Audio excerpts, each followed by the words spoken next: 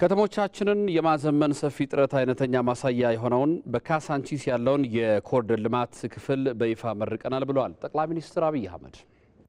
የተጎሳቆሉና በእጅጉ የተጎዱ ቤቶችና አካባቢ መገኛ የነበረው ካዛንቺስ ዛሬ የጋራ ጥረትና ለውጥ ሽልማታችን ሆኖ ተገኝቷል ብለዋል ጠቅላይ ሚኒስትሩ።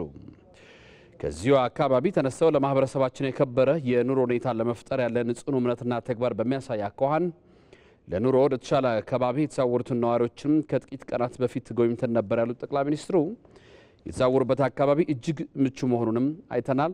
ዛሬ ደግሞ የተነሱበትን ሰፈር ድንቅ የኮሪደር ልማት ስራ መርቀናል ብለዋል ጠቅላይ ሚኒስትሩ።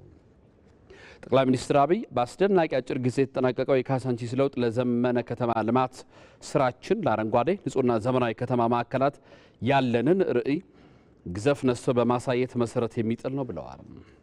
በዚህ ግዝፈት የሚከወኑ ስራዎች ሰፋ ያለ ጥራት ይሻሉ። ጊዜያዊ ምቾት የሚነሱ ፈተናዎችንም ሊያስከትሉም ይችላሉ። ነገር ግን ለታላቁ የሀገር ጥቅም የሚከፈሉ አስፈላጊ መስዋዕትነቶች ናቸው።